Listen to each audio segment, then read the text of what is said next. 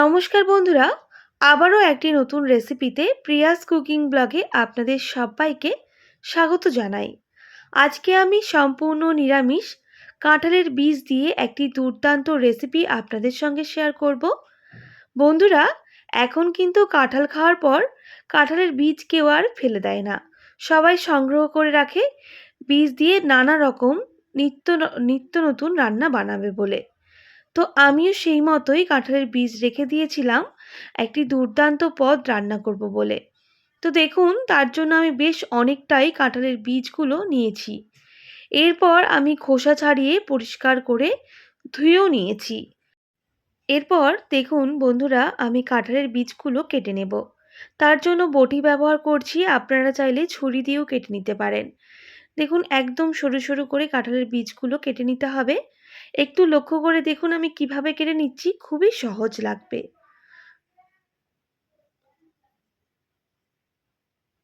আর বন্ধুরা, এই রেসিপি দিয়ে ভাত রুটি খেতে কিন্তু দুর্দান্ত লাগে, তাই ঝটপট বানিয়ে ফেলুন। হাতে কম সময় থাকলেও কিন্তু রান্নাটা হয়ে যায়। আমি সেই মতোই কাঁঠালের বীজগুলো দেখুন কেটে নিয়েছি। আবারও একবার পরিষ্কার করে কাঁঠালের বীজগুলোকে ধুয়ে নেব।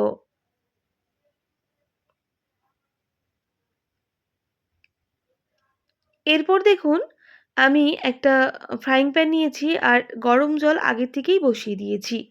এরপর বীজগুলো ওই জলের মধ্যে দিয়ে দিতে হবে।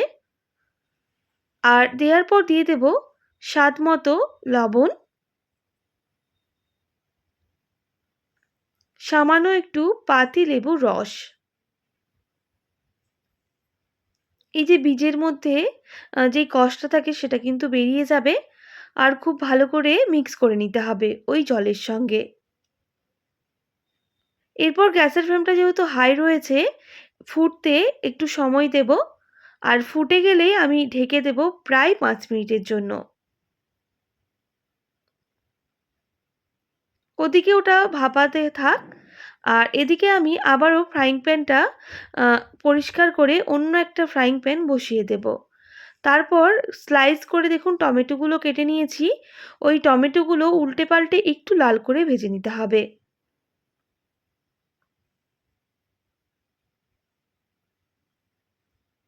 মানে ওই যে কাঁঠালের বীজের আমি যে মশলাটা ব্যবহার করব, সেই মশলাটা রেডি করে নিতে হবে।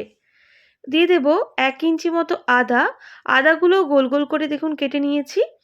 এরপর দিয়ে দিচ্ছি হাফ টেবিল চামচ গোটা জিরা, হাফ টেবিল চামচ গোটা ধনে। গোটা মশলাগুলো খুব ভালো করে ভেজে নিতে হবে।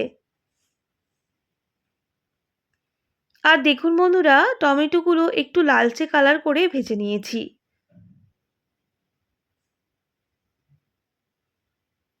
দেখুন, খুব ভালো করে ভাজা হয়ে গেছে। গ্যাসের ফ্লেমটা হাই রেখেই সমস্ত কিছু ভেজে নিয়েছি। এরপর এগুলোকে নামিয়ে ঠান্ডা করে নিতে হবে।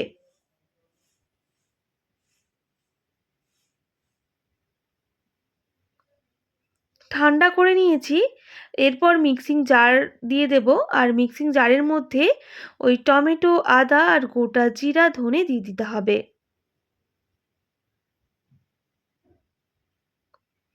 অল্প একটু আমি জল ধুয়ে দিয়ে দেব। ফ্রাইং প্যান ধোয়া জলটাও দিয়ে দিচ্ছি। আর ঝালের জন্য 3 থেকে 4 টা কাঁচা লঙ্কা ব্যবহার করছি। আপনারা অবশ্যই ঝালটা কম বেশি করে নেবেন। এরপর এর একটা মিহি পেস্ট করে নিতে হবে। দেখুন, আমি মিহি পেস্ট করে নিয়েছি। এবার এটা সাইডে সরিয়ে রাখবো। আর ওদিকে দেখুন কাঁঠালের বীজগুলো খুব ভালোভাবে সেদ্ধ হয়ে গেছে। মানে আমি এখানে 80% এর মতো বীজগুলো সেদ্ধ করে নেব।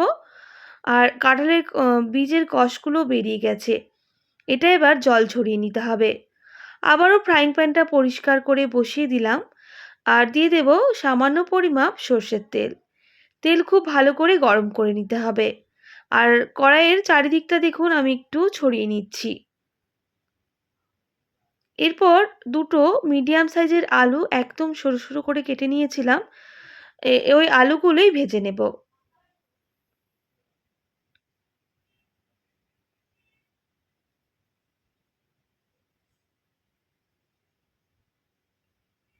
গ্যাসের ফ্লেমটা হাই রেখে বেশ কিছুক্ষণ আলুগুলোকে ভেজে নিতে হবে।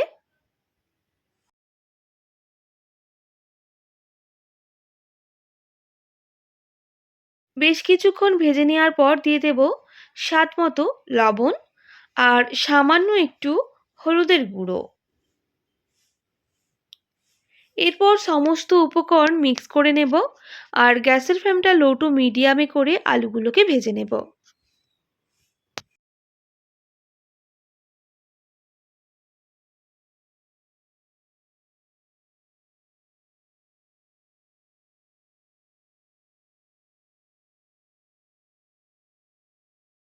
বেশ কিছুক্ষণ সময় নিয়ে আলুগুলোকে বেশ লাল লাল করে ভেজে নিয়েছি।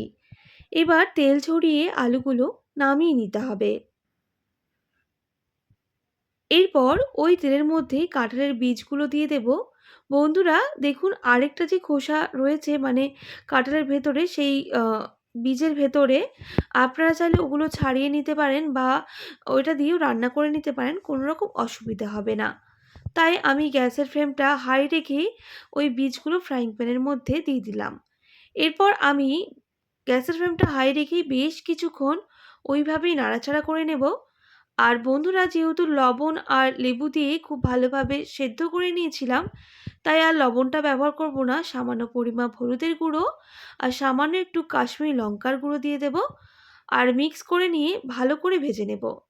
সঙ্গে একটু জিরে গুঁড়ো অ্যাড করলাম।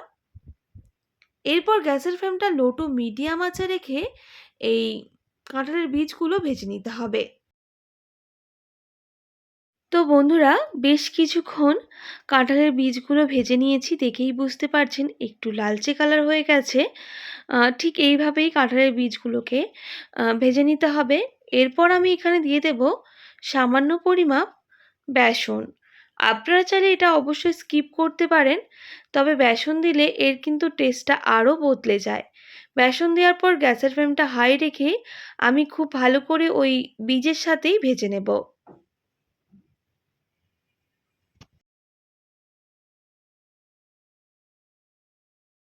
তো বন্ধুরা, বেশ কিছুক্ষণ ভেজে নিয়েছি, খুব সুন্দর একটা গন্ধ উঠেছে। আপনারা চাইলে কিন্তু এইভাবে কাঁঠালের বীজ ভেজেও খেতে পারেন, খুব একটা মন্দ লাগে না, দুর্দান্তই লাগে। আমি এবার নামিয়ে নেব। যেহেতু আমি আজকে গ্রেভি বানাবো, তার জন্য ফ্রাইং প্যানের মধ্যে আবারও সামান্য একটু সর্ষের তেল দিয়ে দিলাম। তেল খুব ভালো করে গরম করে নিতে হবে। দিয়ে দেব একটা তেজপাতা, একটা শুকনো লঙ্কা আর সঙ্গে দুটো কাঁচা লঙ্কা। এরপর দিয়ে দেব সামান্য পরিমাপ গোটা জিরা। এবার গোটা মশলাগুলো তেলের সাথে খুব ভালো করে ভেজে নিতে হবে।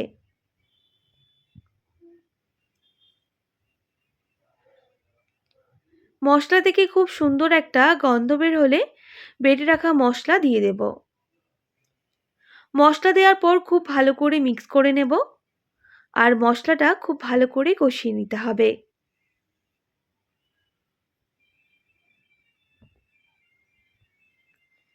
তো বন্ধুরা, গ্যাসের ফ্লেমটা লো টু মিডিয়ামে রেখে আমি মশলা খুব ভালো করে কষতে থাকবো যতক্ষণ না মশলা থেকে মশলার কাঁচা গন্ধটা চলে যাচ্ছে।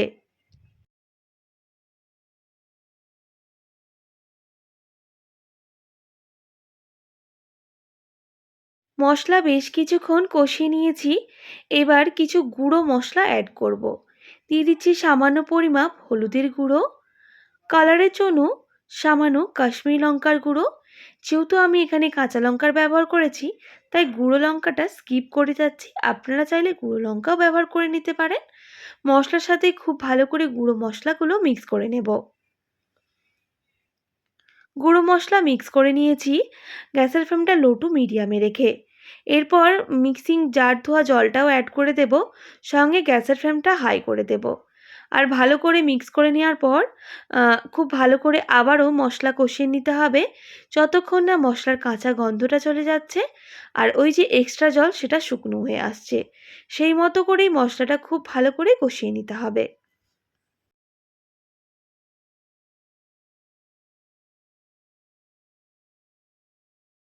প্রায় ১ থেকে ২ মিনিট সময় নিয়ে মশলা খুব ভালো করে কষিয়ে নিয়েছি। মশলার এক্সট্রা জল সেটাও কিন্তু শুকনো হয়ে গেছে। আর মশলা প্রায় ভালোভাবে কষানো হয়ে গেছে। দেখেই বুঝতে পারছেন খুব সুন্দর একটা গন্ধ বের হয়েছে। এবার দিয়ে দেবো সামান্য পরিমাপ কাসুরি মেথি। আপনারা চাইলে শুকনো কাঠখোলায় ভেজে হাত দিয়ে গুঁড়ো করে দিতে পারেন। আমি আর কাঠখোলায় ভাজলাম না, ওই মশলার সাথেই কাসুরি মেথিটা অ্যাড করে দিলাম। খুব ভালো করে মশলার সাথে ওই কাসুরি মেথিটা ভেজে নিতে হবে। এরপর দেখুন, যেহেতু খুব ভালো করে ভেজে নেওয়া হয়ে গেছে, এবার ভেজে রাখা আলুগুলো দিয়ে দিতে হবে। আলু দেওয়ার পর মশলার সাথে আলুগুলো খুব ভালো করে মিক্স করে নেব আর কষিয়ে নেব। অবশ্যই কিন্তু গ্যাসের ফ্লেমটা লো টু মিডিয়ামে রেখে।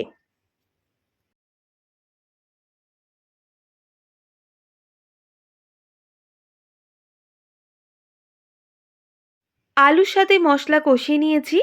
এবার দিয়ে দেব পর্যাপ্ত পরিমাপ জল। জল দেওয়ার পর খুব ভালো করে আমি সমস্ত উপকরণ মিক্স করে নেব। তবে গ্যাসের ফ্লেমটা এই সময় কিন্তু হাই করে দিতে হবে।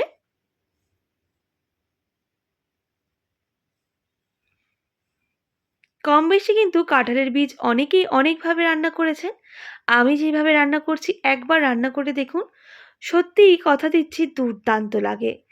তো আমি বেশ অনেকটাই জল দিয়েছিলাম আর ফুটিয়ে নিয়েছি। এবার কাঁঠালের বীজগুলো দিয়ে দিতে হবে। বন্ধুরা, একটু বেশি করে জল দিলে অ্যা জ এইটা কিন্তু খুব ভালোভাবে ফুটে যাবে। যেহেতু বেসন দিয়েছি খুব তাড়াতাড়ি গাঢ় হয়ে যাবে, তাই অবশ্যই একটু জলটা বেশি দেবেন। এরপর ঢেকে আমি প্রায় ১ মিনিট মতো রান্না করে নেব। যেহেতু ফুটে গেছে তাই গ্যাসের ফ্লেমটা লো টু মিডিয়ামে রেখেই রান্নাটা করে নিতে হবে। প্রায় ১ মিনিট পর ঢাকনাটা সরিয়ে নেব। আর দেখুন, জলটা কিন্তু শুকনো হয়ে তেল ছাড়তে শুরু করে দিয়েছে। আমি এবার নাড়াচাড়া করে নেব আর গ্যাসের ফ্লেমটা একদম লো টু মিডিয়ামে করে দেব। যেহেতু আমাদের আলু আর আ মানে কাঁঠালের বীজ একদম সুসেদ্ধ হয়ে গেছে। আপনাদের একবার দেখিয়ে দিলাম। যেহেতু সুসেদ্ধ হয়ে গেছে, আমি এবার একটু নাড়াচাড়া করে নেওয়ার পরই কিছু মশলা অ্যাড করব। প্রথমেই দিয়ে দেব আমচুর পাউডার। আপনাদের যদি আমচুর পাউডারটা না থাকে সেক্ষেত্রে স্কিপ করতে পারেন। তবে আমচুর পাউডার দিলে একটা টক ভাব আসে, আরও খেতে দুর্দান্ত লাগে। দিয়ে দিলাম সামান্য পরিমাপ গরম মশলার গুঁড়ো।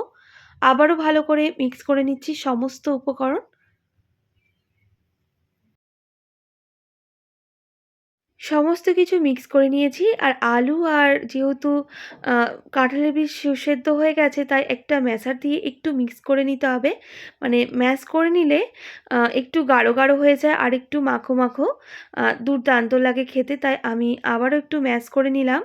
ম্যাশ করে নেওয়ার পর সমস্ত কিছু আবারও মিক্স করে নিচ্ছি। এরপর স্বাদটা ব্যালেন্স করার জন্য আমি এখানে সামান্য পরিমাপ একটু চিনি অ্যাড করব। আপনারা চাইলে চিনিটা অবশ্যই স্কিপ করে নিতে পারেন বা চিনিটা দিয়েও রান্না করতে পারেন। সেক্ষেত্রে আরও কিন্তু দুর্দান্ত লাগবে। আমি যেহেতু আমচুর পাউডার ব্যবহার করেছি তাই স্বাদটা ব্যালেন্স করার জন্য অবশ্যই চিনিটা অ্যাড করছি। মিক্স করে নিচ্ছি। আর আজকের কিন্তু কাঁঠালের বীজ একদম রেডি। অবশ্যই একবার এইভাবে ট্রাই করুন আর কেমন লাগলো কমেন্ট করে অবশ্যই জানাতে ভুলবেন না। রুটি, ভাত, পরোটা সবের সাথেই কিন্তু দুর্দান্ত লাগে। আ তো চলুন, আজকের রেসিপি একদম রেডি। আপনাদের কেমন লাগলো অবশ্যই কমেন্ট করে জানাবেন। আশা করছি আজকের সম্পূর্ণ নিরামিষ কাঁঠালের বীজের রেসিপি আপনাদের দুর্দান্ত লেগেছে। ভালো লেগে থাকলে অবশ্যই একটি like, comment, share and subscribe করে দেবেন। পাশে থাকা বেল আইকনটিও প্রেস করে দেবেন। তাহলে নিত্য নতুন রান্নার ভিডিওগুলি আপনাদের কাছে পৌঁছবে। আজকের মতো এতটাই। আবার নতুন কোনো রেসিপি নিয়ে আপনাদের সঙ্গে দেখা হচ্ছে। আপনারা ভালো থাকবেন, সুস্থ থাকবেন। আর এতক্ষণ আমার সঙ্গে থাকার জন্য আপনাদের সবাইকে অনেক ধন্যবাদ।